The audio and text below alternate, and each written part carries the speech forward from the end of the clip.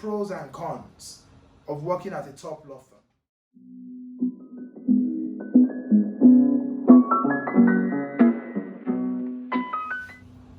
Hello guys, welcome back to my YouTube channel.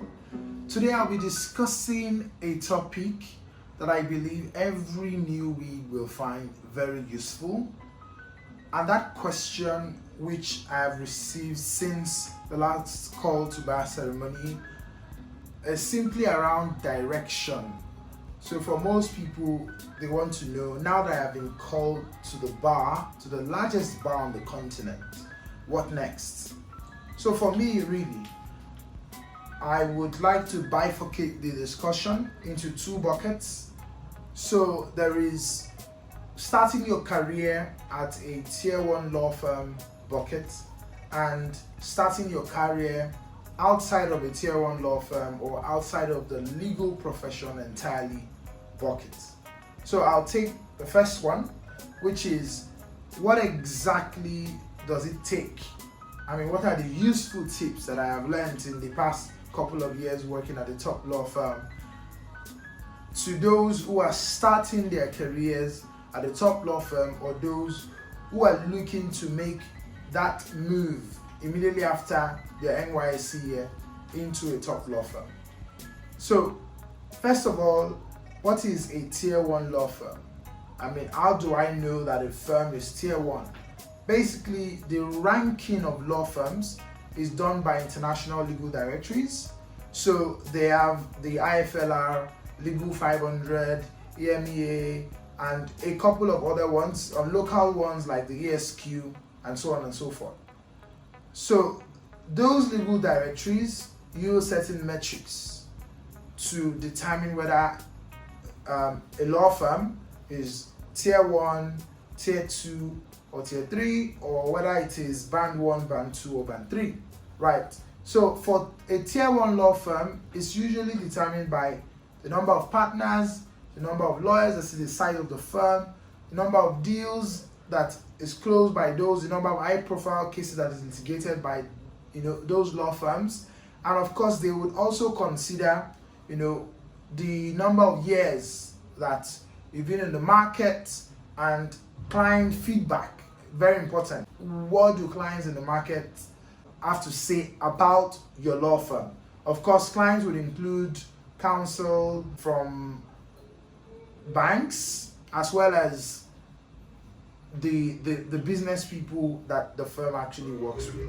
Now, when you put all of these together, that is what actually goes into profiling or ranking banks into band 1, band 2, or band 3, right? Now, the next thing that you will find for law firms is that, how do I know that now that I'm in a top law firm, in a tier 1 law firm, what are those things that I should be aware of? What are those things that you should be aware of as an NYSC associate in a tier 1 law firm? Now, first thing that you should be aware of is that there are a number of things that you learned in the law school that you may need to relearn in the tier 1 law firm. So for most NYSC programs in top law firms, so I'm going to start with Aluko and everybody, for instance. It is a 1-year program. And then you do 2 rotations. The first rotation will be either in corporate commercial or in litigation. So if you start off in the litigation or in the disputes team for 6 months, then you'll be rotated to one of the corporate commercial teams, including capital markets, banking and finance, technology, media, entertainment, and telecoms, intellectual property, and business advisory, right? So depending on which team that you're rotated to, then you are most likely going to go back. So wherever you started from. So if you started from dispute, and then you're rotated to banking and finance for 6 months, you're likely to go back to dispute and remain there permanently. So for those who start off, for instance, in dispute, and then they go to banking and they start to enjoy banking so much and they do not want to go back to dispute, then they have to be intentional. So you have to do such a great work with the banking team that it's the choice, the decision to make you stay back will be easier for your supervisor. So if that happens to you, then the moment you step into that team that you love, even though that is not where you started from, then you need to be intentional. You need to start ringing it into the ears of your seniors and then the partners that you would love to remain in banking and not go back to litigation.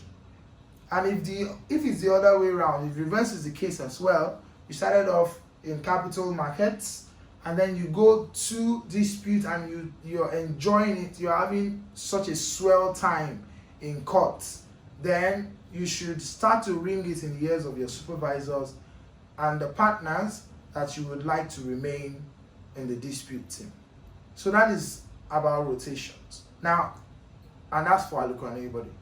So at Olaniwa Ajayi, for instance, you're most likely to work with as many of the teams as possible, so without spending specific number of months or time in a particular team. So you work with as many of the teams as possible. Now for UBO, you're likely to spend a quarter, between 3 to 4 months in each team. Now most times you're rotated along partner lines and not along teams for UBO. So you're rotated with a particular partner, and whatever practice area that partner is known for is what you do for those number of months. So if you're rotated to a partner that does banking and finance, then you do banking and finance for 4 months. Then you move on to a partner that does litigation, then you move on to litigation for the next 4 months. So it is along partner lines. So then there is 10 plus as well, where you do rotation along corporate, commercial, and then corporate, and about 3 or 4 rotations before the end of your NYSE as well. Then at the end of that period, then you then get to choose specifically where you would like to remain. For any of these firms, when you start to do the work, you may even be super stoked or excited about a particular line of work, and then you actually go into the firm and start doing it. Then you find out that you don't even enjoy it as much as you thought you would. So some of you have been presidents of intellectual property law club since you were in the university, and then you get into the law firm and then you're rotated to the intellectual property law practice group, only for you to find out that IP in practice is way different from all that exciting stuff that you did while you were in the university.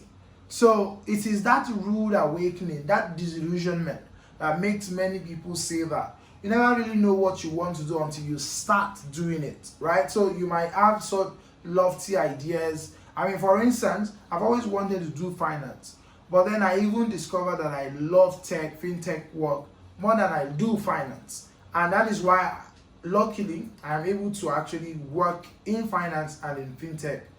So when you just keep an open mind, and when you're doing any rotation, give it your best shot and allow yourself to enjoy it, so that you can really make an informed decision at the end of your rotations. Right. Now, rotation aside, the next thing that you need to know, what are the pros and cons of working at a top law firm? Very important.